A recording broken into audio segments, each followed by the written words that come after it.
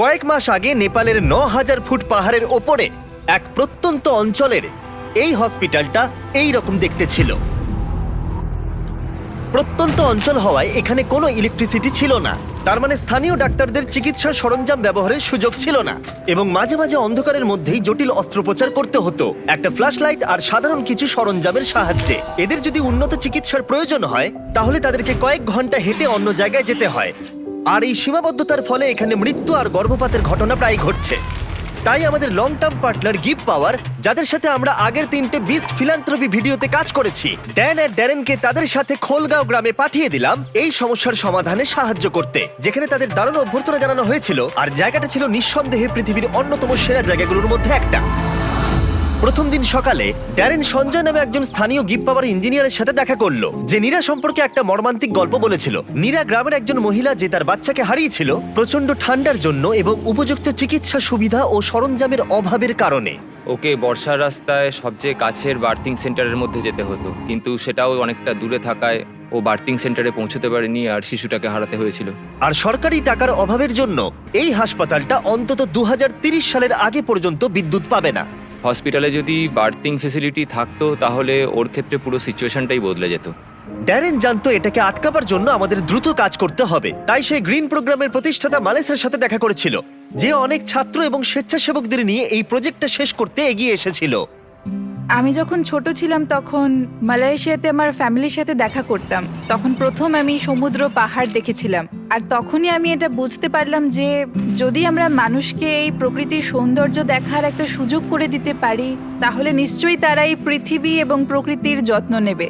তাই আমরা পুরো বিশ্ব থেকে ছাত্রছাত্রীদের নিয়েছি যারা এই ব্যাপারে ভাবে এবং কিছু করতে চায়, এবং যাতে আমাদের ভবিষ্যৎ প্রজন্মের কোনো অসুবিধায় না হয়, তাই আমরা এই পদক্ষেপ নিয়েছি যাতে এই বিশ্বটা আরো অনেক অনেক সুন্দর হয়ে ওঠে। সঞ্জয় এবং মেলিসার সাথে দেখা করার পরে ড্যারেন খুবই উৎসাহিত হয়ে কাজটা শুরু করে দিয়েছিল, সোলার প্যানেল এবং ব্যাটারি ইনস্টল করে হসপিটালে বিদ্যুৎ আনতে, তার সাথে এই সম্প্রদায়ের জন্য আধুনিক সরঞ্জামের ব্যবস্থা করতে, যাতে এটা একটা আধুনিক বার্থ সেন্টার হয়ে ওঠে।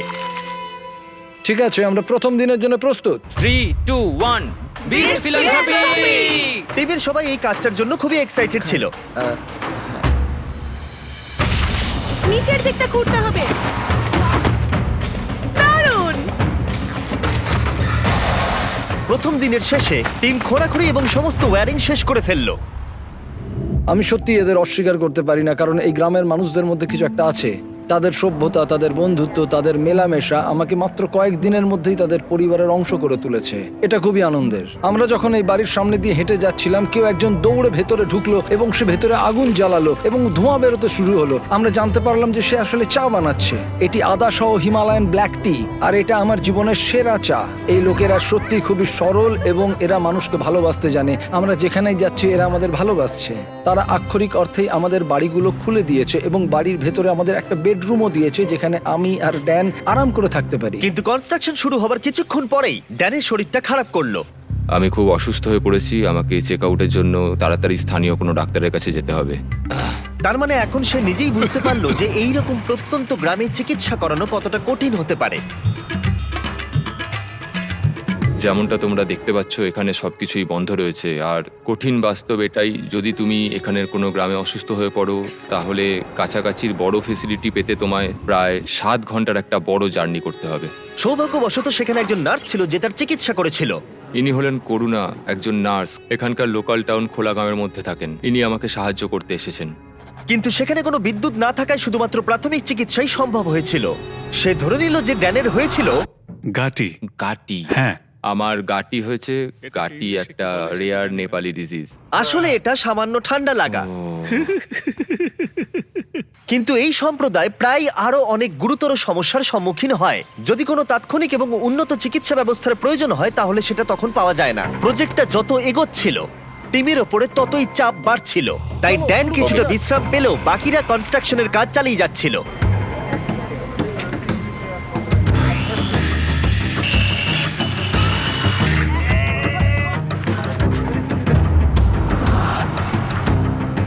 যেহেতু এখন সাপোর্টিং স্ট্রাকচার তৈরি হয়ে গেছিল, তাই আমরা সোলার প্যানেল ইনস্টল করতে শুরু করলাম।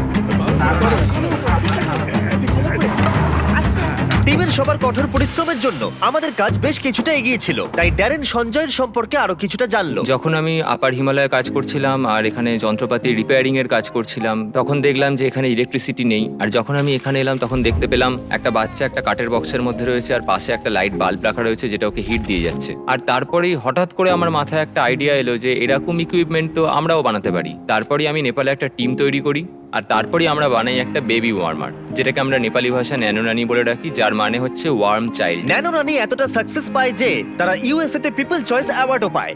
আমার কাছে এটা একটা স্বপ্ন পূরণ, কারণ আমার লক্ষ্যই ছিল এই ধরনের একটা ওয়ার্মার তৈরি করা এবং মানুষকে এই ব্যাপারে আরো সচেতন করা, বিশেষ করে এরকম প্রত্যন্ত গ্রামে যেখানে কোনো রকম আধুনিক ফেসিলিটি নেই। জীবন বাঁচানোর ক্ষেত্রে সাধারণ চিকিৎসা সরঞ্জামের গুরুত্ব বুঝতে পেরে ড্যারেন সিদ্ধান্ত নেয় সঞ্জয়কে আরো 10টা বেবি ওয়ার্মার কিনে চমকে দেবে, যাতে সে অন্য সম্প্রদায়কে এর সুবিধাগুলো দিতে পারে।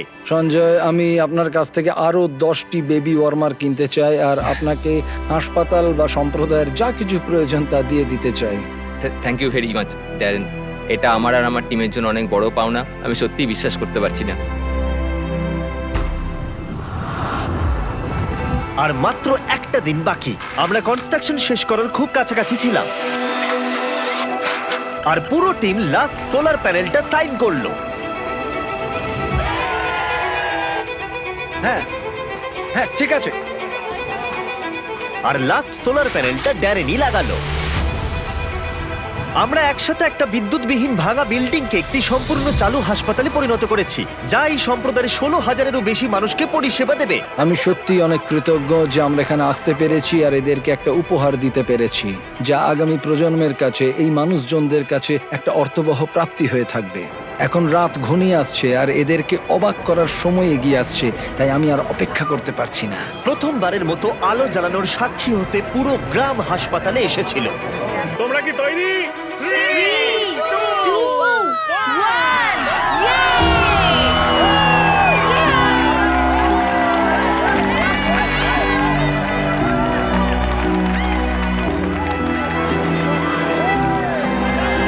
একটি সম্প্রদায় জীবনে প্রথমবার বিদ্যুৎ দেখলো, এটি দেখা যে কি সৌভাগ্যের ব্যাপার তা আমি আজকে অনুভব করলাম। পরের দিন সকালে নীরাকে হাসপাতালে সঞ্জয় আমন্ত্রণ জানালো, যাতে সে তাকে বেবি ওয়ার্মার সহ সমস্ত ইকুইপমেন্টগুলো দেখাতে পারে। এখন ও খুবই আশাবাদী যে ওর সাথে যা ঘটেছে তার কারোর সাথেই ঘটবে না, আর এখানে বার্থিং ফেসিলিটির জন্য ও খুবই খুশি এবং কৃতজ্ঞ। নমস্কার। লাস্ট সারপ্রাইজ দেওয়ার আগে আমি এই ভিডিওর স্পন্সরকে ধন্যবাদ জানাতে চাই।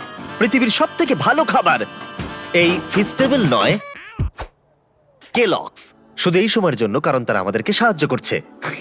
আজ থেকে 31শে জুন 2024 পর্যন্ত কেলগস মাইনক্রাফটের সাথে টিম আপ করেছে তোমাদের free exclusive character creator item দিতে। ঠিক এইরকম ক্যামেল হ্যাট, অ্যাক্সলট হ্যাট আর একটা চেরি ব্লসম ড্রেস। এগুলো তুমি তখনই পাবে যখন তুমি কেলগসের স্পেশাল মার্ক বক্সগুলো কিনবে। ঠিক এইরকম Kellogg's Froot Loops, Frosted Flakes, Apple Jacks আর কর্ন পপস। তোমরা কিন্তু তিনটেই ক্যারেক্টার ক্রিয়েটর আইটেম কালেক্ট করো। আর এগুলো ছাড়াও মাইনক্রাফট আর কেলগস অরবট ডে ফাউন্ডেশনকে পার্টনার করেছে। অরবট ডে হলো সেই ফাউন্ডেশন যারা আমাকে টিম ট্রিজে সাহায্য করেছিল। তারা 2.5 লাখ গাছ লাগিয়ে চলেছে, যেটা ইউএস এর জন্য খুবই প্রয়োজন। এটা কিন্তু দারুণ। ডেসক্রিপশনে দেওয়া লিংকে ক্লিক করে এদের সব টার্মস এন্ড কন্ডিশনস দেখতে পাবে। ঠিক আছে ফেস্টিভ্যালস, আমাকে ক্ষমা করে দাও, আমি চিট করেছি শুধুমাত্র অপরকে সাহায্য করতে। থ্যাংক ইউ কেলগস এই ভিডিওটা স্পন্সর করার জন্য। চলো আবার ফিরে যাওয়া যাক। যখন আমরা সঞ্জয়ের সাথে কথা বলছিলাম তখন আমরা জানতে পারলাম ও নেপালি হয়েও কখনো এভারেস্ট দেখেনি, আর ওর এটা স্বপ্ন ছিল একবার অন্তত এভারেস্ট দেখার। তাই শেষ দিন সকালে আমরা সিদ্ধান্ত নিলাম ওকে সেটা দেখিয়ে আমরা সারপ্রাইজ দেব। আমরা এভারেস্টের এত কাছাকাছি আছি আর সেটা দেখতে না যাওয়াটা দুর্ভাগ্য। আমরা সঞ্জয়কে হেলিকপ্টার যতদূর যেতে পারবে এভারেস্টের সেই উচ্চতায় নিয়ে গেলাম। সেখানে অক্সিজেন খুবই কম থাকায় ড্যান আর সঞ্জয় মাত্র 2 মিনিট থাকার অনুমতি পেল, না হলে তাদের অক্সিজেনের অভাবে হাইপক্সিয়া হয়ে যেত। ড্যারেন আর আমি এখন পৃথিবীর সর্বোচ্চ পয়েন্টে একসঙ্গে রয়েছি। আমি এটা বিশ্বাসই করতে পারছি না। এভারেস্ট দেখে সঞ্জয় আবেগে হাঁটু গেড়ে বসে পড়েছিল। এটা অসাধারণ। আমার স্বপ্ন ছিল এখানে আসার আর এভারেস্টকে দেখার। আরো একবার আমি ধন্যবাদ জানাতে চাই গিভ পাওয়ার এবং গ্রিন প্রোগ্রামকে এই প্রজেক্টটাকে সফল করে তোলবার জন্য। স্বাভাবিকভাবে এই প্রজেক্টগুলোর মধ্যে অনেক কিছু থাকে, তাই এগুলো সম্পর্কে আরো কিছু জানতে চাইলে ড্যান কিছু বিহাইন্ড দ্য সিন ভিডিও বানিয়েছে। তোমরা ডেসক্রিপশনের লিংকে ক্লিক করে সেগুলো দেখতে পাবে। এখন আমি দেখাবো তোমাদের বিস্ট ফিলান্থ্রপির বিহাইন্ড দ্য সিন। এনজয়। হাততালি দাও, আমরা শেষ করেছি। আমি দেখেছি তোমরা অনেক অন্যান্য ভিডিওতে ক্লিক করো, তাই আমি যতক্ষণ কথা বলবো এখানে বেরোলে ভিডিওটা চলবে, যাতে তোমরা আমার কথাগুলোকে শোনো। আমরা যা অ্যাড রেভিনিউ পাই আর এই ভিডিওগুলোর ক্ষেত্রে আমরা যা ইনকাম করি পুরোটাই বিস ফিলান্থ্রপিতে যায়। তাই সবসময় ভিডিওগুলো দেখো যাতে আমরা মানুষদের সাহায্য করতে পারি। তাই যাও অন্য ভিডিওগুলো দেখো আর এক্ষুনি সাবস্ক্রাইব করো, না হলে তোমরা অপরকে সাহায্য করতে চাও না।